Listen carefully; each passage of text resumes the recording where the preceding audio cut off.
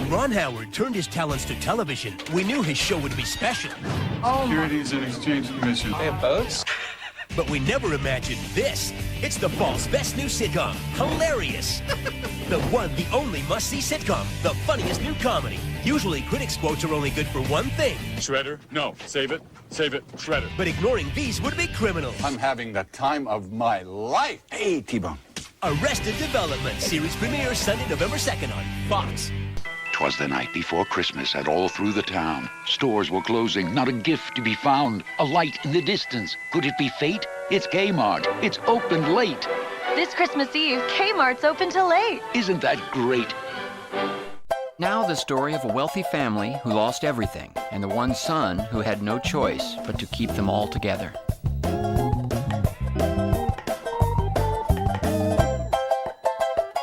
It's Arrested Development.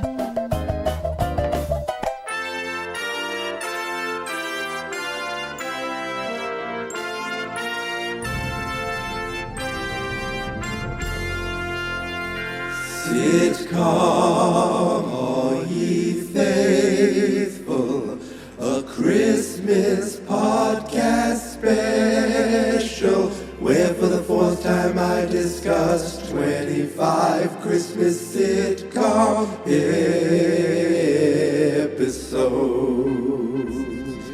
Please come and listen as we count down to Christmas. You should see Punky Brewster, the Partridges and Benson. Michael J. Fox will return, and for one more year the Fonz will definitely have one last episode with the Fonz.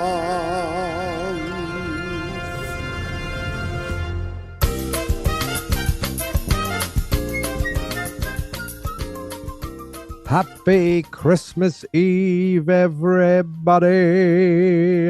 It's December 24th, which means it's day 24 of year 4 of Sitcom, all ye faithful, where today I am talking about one of my favorite shows of all time. And I can say proudly that I started watching this show night one, the first year it premiered back in 2003 on my local Fox affiliate. I remember living in the house we lived in at the time. I remember taking the time to sit down and watch it on television. That's how we did things back then, kids. And I remember loving this show and telling people about this show. And what can I say? I have been a fan of Arrested Development for over 20 years. A lot of people seem to find it later in life, and that's cool. That's as long as you find it. I can appreciate that and I respect that. But I'm an OG.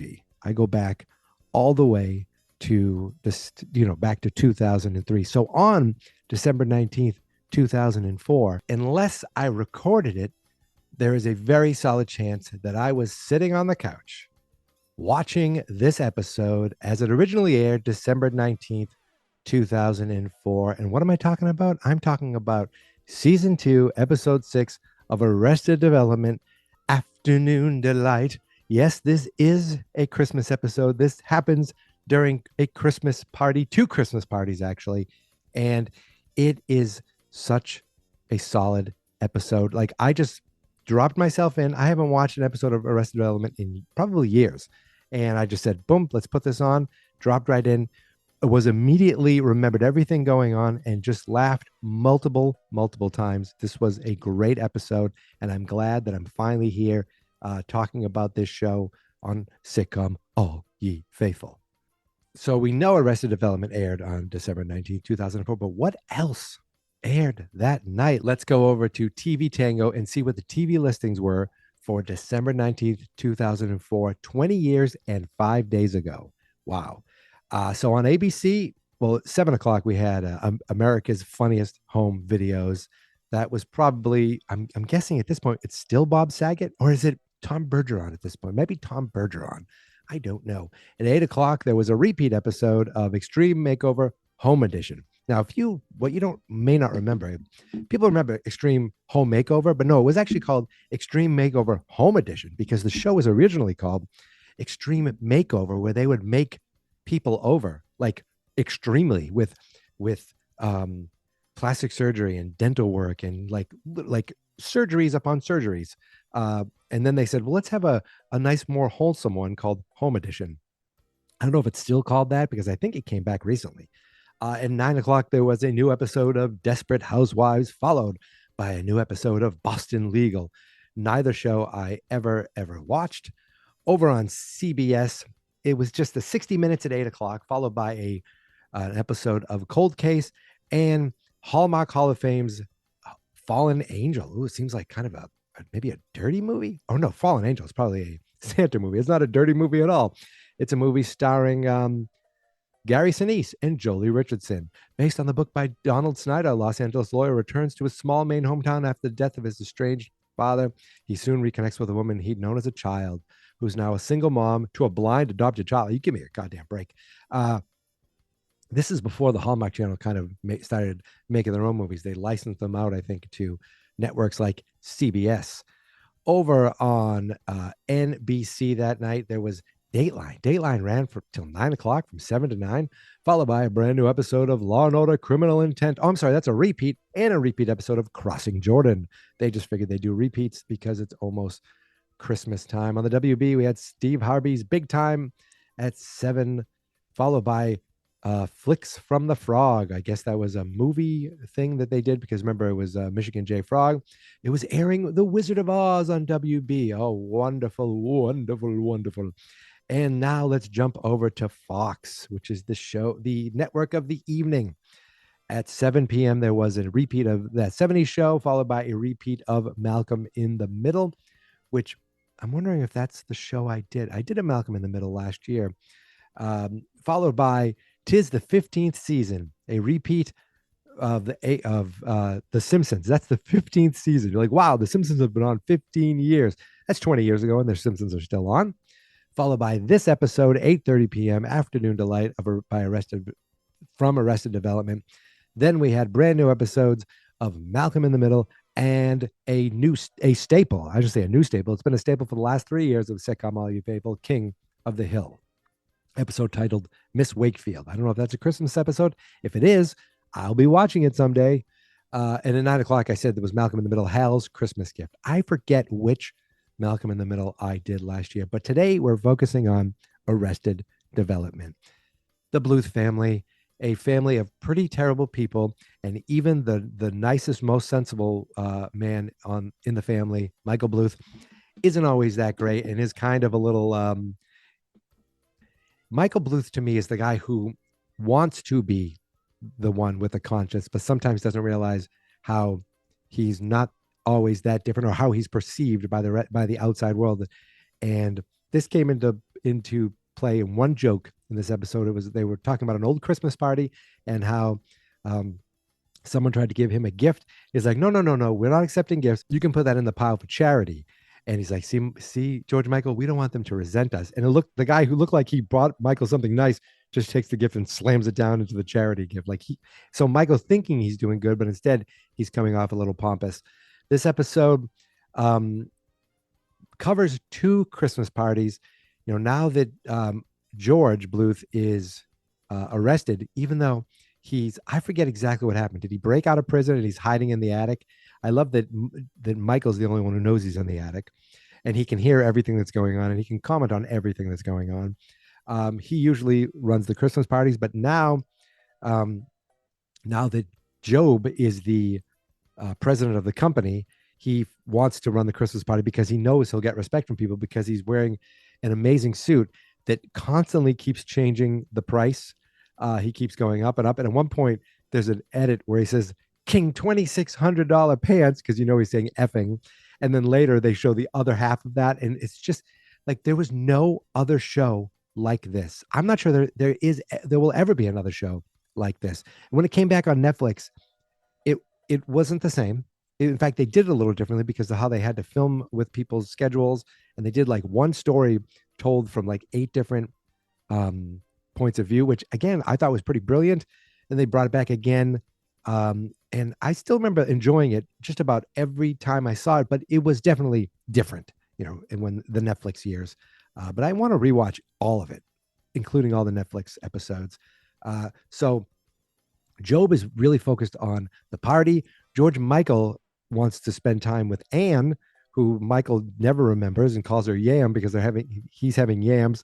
And he's like, well, you're supposed to come to the party. He goes, well, Anne's having her party. The family's on Bethlehem time. So I think I might be able to swing by. He's like, okay, swing by. Meanwhile, Lindsay doesn't want maybe to be at the party because she wants to focus on having an open relationship and looking for guys at the Christmas party. But what she doesn't know is Job gave the quote unquote sexual harassment speech, which was really filled with just dirty, disgusting things they can't do. And he says, if any of you go after my sister, I'm going to bleep, bleep, bleep, bleepity, bleep, bleep, bleep.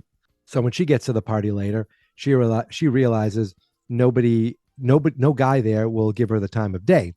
George Michael shows up to the Christmas party and realizes that he didn't go up to his dad, so he thinks his dad's ignoring him, but his dad's a little annoyed that he's not coming. Maybe he's a little annoyed. So they go to the party together, and they end up singing Afternoon Delight, which is the title of this episode. And of course, they don't realize that song is actually about, having sex in the middle of the day. And it's not and actually maybe still doesn't realize it, which is funny, which is cute because she's a teenager and she's enjoying singing with her uncle. And then Michael, he realizes it and he's like, and that's when he decides, we can't sing about this anymore. While that's going on, we have Lucille, who's worried about Buster, who's leaving for army. But he never gets to the army. He ends up going into a I don't know if it's a store, and he ends up playing with one of those claw toys, and he keeps winning things. One of them was a loose seal. And remember, this is why the show's awesome, because at some point he goes into the water and a seal bites his hand off, and that's why he has a claw for the rest of the show. And it was a loose seal, and his mother's name is Lucille. Like all these things, all these clever puns, and it's just incredible how how tight the writing is. And you realize that seal is obviously a foreshadowing things. And she's like, what did you get? What are those toys? He goes, they're not toys. They're awards from Army. This one's for marksmanship. This one's for sand racing, I think he said. And now I'm being on something called Hero Squad. And he just leaves the toys there, and he's going to go and go back to Army. They're awards from Army. While that's all going on, Lucille's upset because she keeps saying people are breaking in, but she's just looking for a cry for help. The boy she adopted, who she called, was it Bong Young she calls, but that's not even his name. It's him like just saying something, and that's all they understand. So that's what they call him. I feel like, wasn't he living in the walls at one point? But she said she put him away. She adopted him to teach Job a lesson, and then she put him in a military school to teach him a lesson. But she doesn't want to be alone. She wants Michael to move in with him. Michael's like, no. Tells Tobias, go spend time with Lucille. But he shows up all dressed in blue because remember, he wants to be in the Blue Man Group. He thinks he's an understudy. He has to be available at all times. And he gets a phone call from Michael Bluth, but he sees the caller ID, BLU. He thinks it's the Blue Man. He gets completely dressed up in blue, but then he has nowhere to go. So he ends up going to Lucille's house, and she attacks him thinking, because she said a colored man was in the house. And Michael goes, I'm sorry, what color? He was blue. Like, just the tight writing that I'm witnessing here. At the Christmas party, George Michael and Lindsay see them singing and get jealous, and they leave the party. Later on at the second party, they sing the song because they want to make them jealous. They have no idea what the song is about. I don't think they even catch up what it's about while they're singing it. And the reason there's a second party is because Job fired everyone at the first party because they were laughing at him, not with him. They're laughing with me, Michael. They're laughing with me. But like, this guy's trying to compliment him, and all his compliments are coming off as jokes. And he's like, F you, you're fired. You're all fired. And he like, Will Arnett, what I know him for mostly right now is Lego Masters, and the Chevy voice. but my God, incredible as George as is it George O. Bluth? I don't know what the O stands for. Job, um, Gob. Incredible, like his tight writing, and like at one point he wants to like have a witty response to Michael, and he's like he just keeps like, oh yeah, yeah, yeah, yeah, yeah, like he can't think of anything, and he just like runs out of breath, and Michael just lets him get there. Just overall an incredible show. um and I love when things come together, like they make the clever things, um like it all kind of connects. So when uh Tobias is at the house, Luce Lucille has an air horn that she showed Michael earlier. She blows it in his face and hits him over the head. So he's like, I might have a concussion and I can't really hear. The doctor says I shouldn't lie down, but I'm just going to lie down. And George Michael and Lucille just and Lindsay just look at him and keep talking, like, let's go to the party and make them jealous. And they leave him lying down. He shows up at the second party later, but he can't hear anything. And he ends up getting run over by a car. Now, why does he get run over by a car? Well, because um, George tells Michael that Lucille, she's really tense. And it's probably because Oscar's not giving her any. Now, Oscar is George's twin brother, played by Jeffrey Tambor. And he and Lucille have been kind of having an affair. He's been with Lucille while George, quote unquote, is in jail. But Oscar is off on his pilgrimage. He goes to walk up the California coast. He never makes it more than a mile usually. So he's like, Michael thinks the idea is to bring Oscar back and quote unquote give Lucille some afternoon delight. Now Oscar hears that, he's like, oh, okay. And he's thinking about the weed. There's a marijuana strain that called Afternoon Delight. He's like, oh, how am I going to get it in her? Maybe through her brownie. And Michael goes, hey, oh, because he's thinking he's talking dirty. And instead he's literally talking about pot brownies. So he ends up giving Lucille pot brownies. She ends up getting high, driving to the party, really slowly running over Tobias. That's how Tobias gets run over. Meanwhile, Job wants to kind of make people laugh, so he dresses up as the banana to show up at the banana stand. But when Lucille drives really slowly, she rolls over Tobias, hits the banana stand, and pins Job into the banana stand, who can't get out. While seeing all that, Buster looks over and sees an actual crane. He goes, "That'll help you, brother." And he goes and he uses the crane just like he did with the crane toy, and he picks Job out of the banana stand, and his pants come off and he's like in half banana. His legs are completely bare. Everyone's laughing. And that's when he's like, Michael, they're laughing with me. They're laughing with me, instead of they're laughing at him. But of course, when Buster wins these toys, he brings the crane, he opens the crane hand up, and the toys just fall out through the little chute. So he doesn't know how to put things down. So he just opens it up, and you see Job just fall. I think he fell into some water. I don't know. Hilarious. So originally the banana stand got beat up because people just do that every year. They throw it in the water. So that's when Michael and Maybe started fixing the banana stand up. And that's when they realized we should spend time together. Let's go to the party together. At the end, George Michael comes back and goes, hey, can I help you with this? And they apologize to each other for not being there at Christmas. And Michael's like, you should spend time with your girlfriend. I apologize. And then they start singing the song, humming it like Afternoon Delight. And they look at each other like, it is a really catchy song because you didn't realize how dirty it is. And that's how it ends. And then it says on the next Arrested Development, and Tobias because he actually does get a phone call that would have changed his life from the Blue Man Group. And instead he was sleeping. So he was deaf. He couldn't hear it. So he never got the call to actually be in the Blue Man Group. And that's another thing I loved about Arrested Development, because it would say on the next Arrested Development, and it never was. It was just a joke, like an ongoing joke, a joke part that was part of the current episode, but it never was part of the following episode. That's what was just always. So another just clever little thing. And of course, Ron Howard doing the narration. Just a killer show. One of the all-time best, even though it didn't quite have the viewership that I think it should have. I think we were living in Florida at the time, and I remember like putting together, we must have just got there. So it's 2005. And I remember clearly putting together my work desk and leaving it to go run into the other room because I had to watch the finale of Arrested Development, which ended up being the series finale for, 9 years. Was it 2013 when it came back? And I remember staying up until midnight because that was the time when Arrested Development would premiere. I stayed up till midnight, and then I realized, oh, it's midnight on the West Coast. It's not going to premiere till 3 a.m. Time for bed. I think I ended up, that's when I rewatched the entire series to get ready for the brand new Netflix series, which I had to wake up the next day to watch.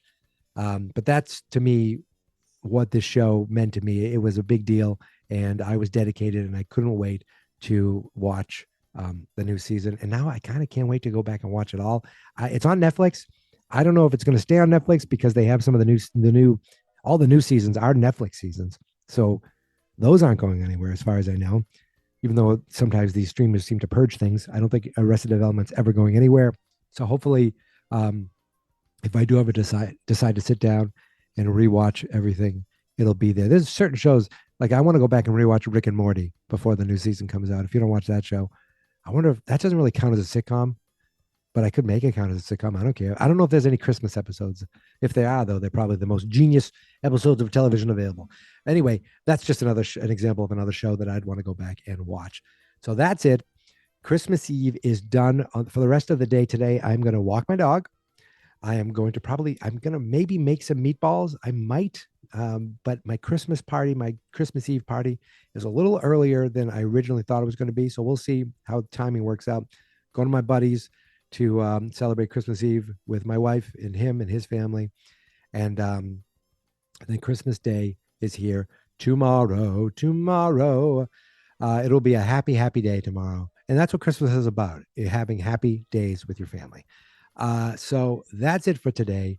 You can find me on Blue Sky, Instagram, Threads, Mastodon.social, and Twitter at Geek Mentality. The Facebook page is Fans Not Experts. The YouTube channel is Fans Not Experts. And the website is fansnotexperts.com. Last night, I went to that same friend's house, and we had a 3-hour live stream as we talked and watched It's a Wonderful Life.